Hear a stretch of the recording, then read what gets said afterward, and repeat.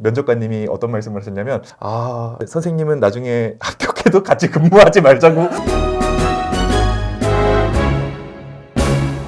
안녕하십니까, 소방관 삼촌입니다. 자, 오늘은 좀 특별한 게스트분을 모셨는데요. 충청소방학교 101기 인스타그램을 운영하셨던 우리 김종현 반장님입니다. 반장님 안녕하세요. 안녕하세요. 올해 3월 17일에 임용된 소방사 김종현이고 대전소방에서 근무하고 있습니다. 반장님 오늘 모신 이유가 뭐냐면은 소방 면접이 이제 얼마 남지가 않았습니다. 면접 보신 지는 이제 어느 정도 되신 건가요? 작년 기준으로 6월 13일이니까 1년 아직 안 된 것 같아요. 1년 안 된. 그래서 가장 따끈한 면접 정보를 얻을 수 있을 것 같아서 오늘 또 초대를 드린 건데, 일단 설명을 조금 드리자면 면접이 최근에 바뀌었습니다. 그래서 제가 볼 때 봤던 소방 면접과 이제 반장님이 보신 소방 면접이 조금 다른 절차로 이제 진행이 돼서, 반장님 면접은 혹시 어떻게 진행이 됐나요? 저희는 이제 면접 들어가기 전에 인적성 검사랑 사전조사서, 사조서라고 하거든요. 수험생들끼리는. 그래서 그 과정을 거치고 나서 이제 면접에 들어가서는 발표 면접이랑 인성 면접을 합쳐서 25분 동안 면접을 진행하게 돼요. 사전조사서가 인적성 검사할 때 같은 날에 보긴 하거든요. 근데 저 준비할 때도 사전조사서를 엄청 열심히 준비를 했었어요. 왜냐면은 이게 면접 당일날 인성 면접 활용 자료로 이용이 돼서, 예를 들자면 두 문항이 있거든요. 뭐 한 문항에 대해서 제가 이제 기술을 했을 때 그게 면접 자료로 활용이 돼서 본인이 이렇게 기술을 했는데 이거에 대해서 좀 더 말해줄 수 있나요? 이렇게 추가적인 질문이 들어올 수도 있고, 말하고 있는 거에서 충돌이 생겼을 때 조금 방어하기 힘들 수도 있어서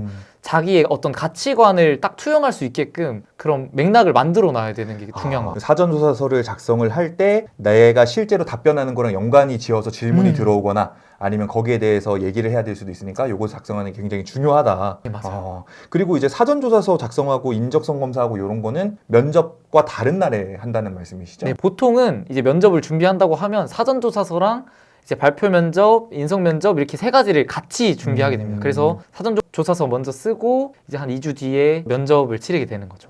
그러면 이렇게 인적성 검사를 딱 하고 사전조사서를 작성하고 면접을 하는 건데, 그 발표 면접이랑 인성 면접 요거는 어떻게 좀 진행이 되나요? 발표 면접은 이제 인성 면접이랑 구분되어 있는 게 아니라 25분 동안 쭉 연결해서 가는 거거든요.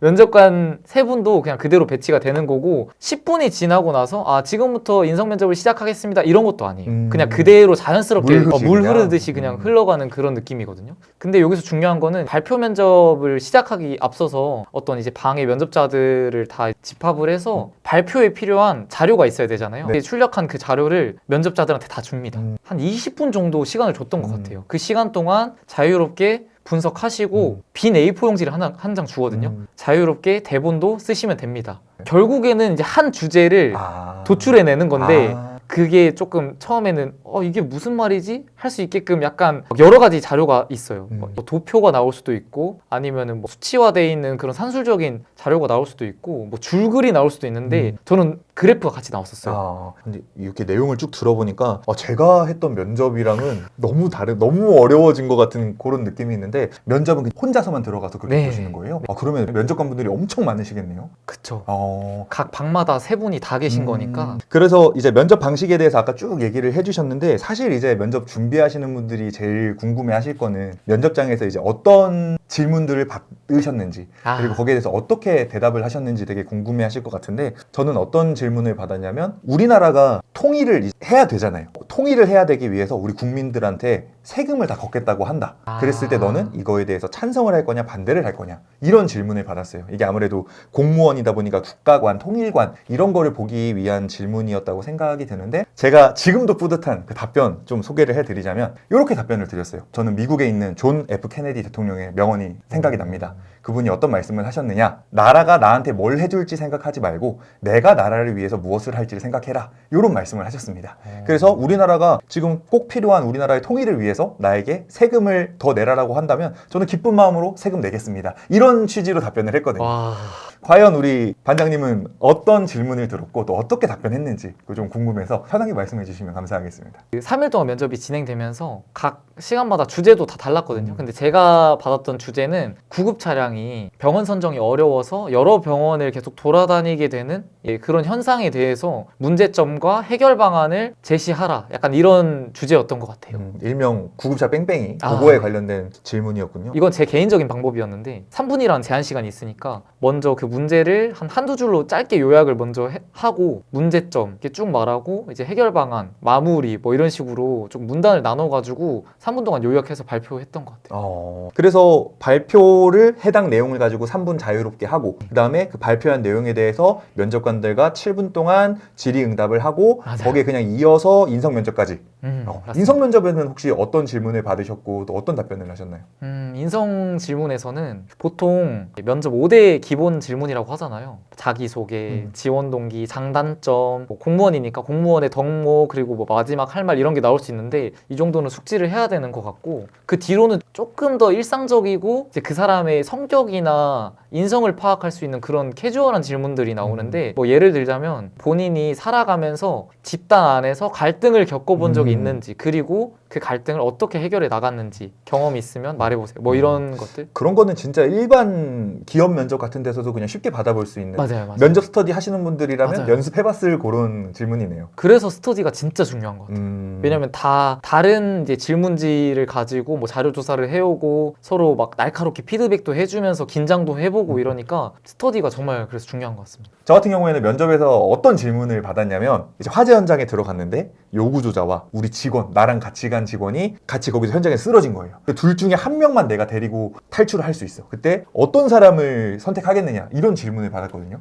반장님은 어떤 사람을 혹시 선택하실지? 지금 만약에 대답하라고 하면은 동료를 구하겠다 이럴 것 같아요. 왜냐면은 동료 소방관을 구해야지 더 많은 좀 생명을 살릴 수 있을 것이다 이런 이야기로 조금 풀어나갈 것 같아요. 이게 반장님 말씀하신 게 제가 답변한 거랑 완전 다른 답변인데 이게 뭐 정답이 있는 건 아니니까요. 네. 저는 그때 뭐라고 답변을 했냐면 소방관의 존재 의의는 국민의 생명과 재산을 지키는 데 있다. 그래서 나는 우리 동료가 이해해 줄 거라고 믿고 요구조자를 데리고 나갈 거다라고 얘기를 했었거든요. 그랬더니 그 면접관님이 어떤 말씀을 하셨냐면 선생님은 나중에 합격해도 같이 근무하지 말자 이런 얘기를 하시더라고요. 그만큼 좀 면접 분위기는 되게 좋았던 것 같아요. 저 때는. 무언가를 포기하고 싶었던 경험이 있나요? 라는 질문이었는데 저는 거기서 포기하고 싶었던 게 생각이 안 나는 거예요. 그래서 경험 정리한 것 중에 하나를 끌고 왔어요. 사실 이거는 원래 본인 장점이 뭐예요? 할 때 대답하려고 준비했던 거였는데 달리기라고 했어요. 달리기. 마라톤을 준비를 하면서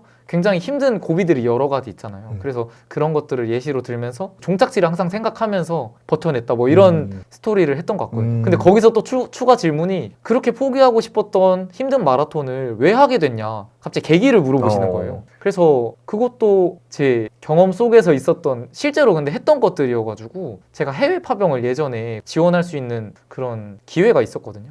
근데 그게 달리기 점수를 봤었어요. 체력 점수를 봐야 되니까. 맞아요. 근데 제가 그게 조금 아쉬워가지고 결국엔 해외 파병을 못 갔거든요. 그게 계기가 돼서 오히려 더 달리기를 열심히 하게 됐다는. 실패가 조금 더 위기를 극복했던 그런 경험으로 이렇게 말씀드렸던 것 같습니다. 면접할 때 가장 중요한 거죠. 부정적인 거를 긍정적인 걸로 끌어오는. 그렇죠, 그렇죠.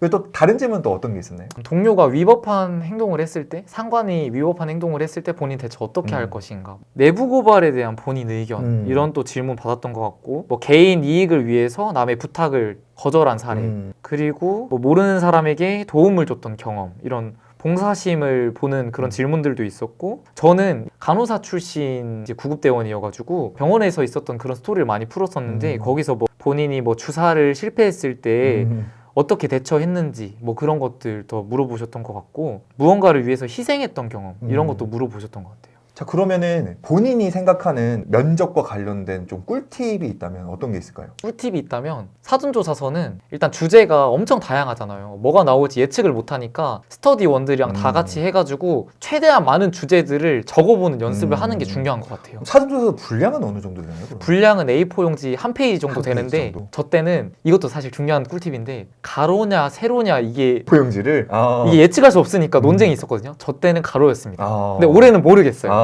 그래서 가로 세로 다 연습해보는 게 좋을 것 같아요. 그때는 또 이게 문단 형식도 나뉘거든요. 사람마다 스타일이 다른데 그냥 쭉 기술하는 기술형이 있고 뭐 서론, 본론, 결론 네. 뭐 이런 식으로 칸을 나눠서 가독성 있게 주는 사람들도 있는데 저는 후자로 했었는데 되게 좀 깨끗하게 했다 그런 피드백을 좀 받았어서 좋았던 것 같아요. 전 이제 사전조사서라는 걸 작성해 본 적이 없기 때문에 아. 진짜 감이 안 잡혀가지고 그러면은 이제 사전조사서 관련된 꿀팁이었고 이제 네. 발표 관련된 건 어떤 게 있을까요? 저희 때는 구조, 화재, 구급 모든 주제를 아우르는 주제였거든요. 그래서 나는 구조대원을 준비 중인 수험생인데 구급 질문을 받을 수도 있었어요. 아, 그쵸. 본인 직렬에 대해서만 준비하신 분은 되게 난항을 겪었거든요. 그래서 모든 직렬을 관통하는 그런 주제를 다 준비를 하셔야 됩니다. 그래서 화재도 준비해야 되고 구조, 구급 다 준비를 하셔야 되는데 그러려면은 최대한 다양한 기사를 접하는 게 좋겠고 그리고 좀 최근에 많이 뭐 기사화 됐던 것 중에서 중요한 뭐 재난 같은 거 그런 거 조사하면서 가장 좋은 건 그런 것 같아요. 나 혼자서 이렇게 알아보는 것보다는 스터디원들이랑 자료를 이렇게 매일매일 공유하면서 기사도 나눠보고 일단은 발표 면접은 3분을 혼자서 얘기를 해야 이끌어 되니까. 나가는 거기 때문에 생각보다 3분이 굉장히 깁니다. 땀이 줄줄 나요. 저는 맞아요, 진짜 맞아요. 줄줄 나고 긴장도 좀 엄청 되고 대본을 또 들면서 하는 거는 맞지만 앞에 시선 처리도 어느 정도 해줘야 되고 그렇기 그쵸, 그쵸. 때문에 최대한 많은 스터디원들 앞에서 말을 뱉어보는 연습도 하면서 저는 또 되게 좋았다고 생각하는 거는 저희는 삼각대를 설치해가지고 찍어가지고 카메라 디브리핑을 했거든요. 맞아요. 그게 점점 좋아지더라고요. 맞아요. 저도 그 방법을 좀 말씀을 드리고 싶었는데 요새는 휴대전화나 이런 게 너무 다 가지고 있고 좋잖아요. 그래서 본인 말하는 모습을 한번 찍어서 보면은 맞아요. 이게 되게 도움돼요. 생각보다 되게 도움이 많이 됩니다. 정말 오글거리거든요. 근데 나중에는 한 달 뒤 연습했을 때 본인 모습은 정말 많이 발전해 있더라고요. 맞아요. 그리고 이제 7분의 질의응답도 일부러 스터디원한테 요청해서 좀 날카롭게 한번 받아보고 나도 좀 날카롭게 질문해보고 좀 감정은 조금 상할 수는 있어도 나중에 또 합격하고 한잔하면서 이제 풀면 돼. 맛있는 거 먹으면서 풀면 맞아요. 되니까요. 네. 그렇게 준비하면 좋을 것 같습니다. 그리고 인성 면접은 진짜 모든 사람들이 공감하는 건데 경험 정리가 제일 중요한 것 같아요.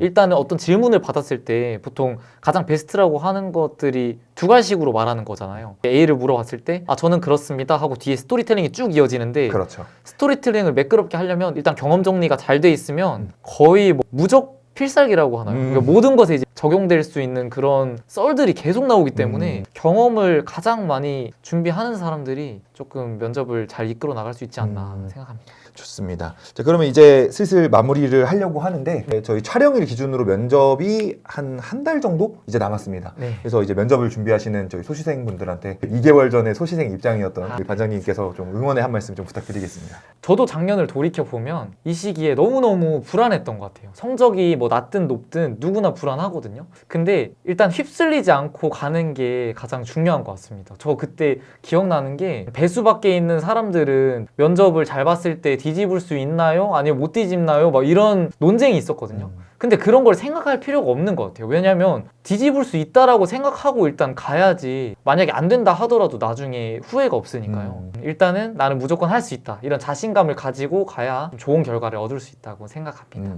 내가 성적이 안 좋고 체력이 안 좋아도 면접으로 뒤집는다 딱 이런 생각으로 준비를 하셔서 면접 보시는 모든 분들이 또 좋은 결과 있으시기를 바라겠습니다. 자, 그리고 이 영상을 보신 분들 중에 어떤 질문에 대해서 이제 소방관 삼촌은 어떤 답변을 하실 건지 이런 게 궁금하신 분들은 댓글로 남겨주시면 제가 답변을 좀 직접 남겨드리도록 할 거고요. 반장님도 혹시 괜찮으시면 같이 답변을 물론이죠. 알겠습니다. 그러면 답변을 남겨주시면 반장님 의견을 제가 종합을 해서 한번 답변해드리는 그런 시간도 가져볼 테니까 댓글도 많이 달아주시고요. 얼마 남지 않은 소방 면접 마무리 잘 하시길 바라고요. 모든 분들이 좋은 결과 있으시길 바라면서 영상 마치도록 하겠습니다. 반장님 고생 많으셨습니다. 고생 많으셨습니다. 같은 제복이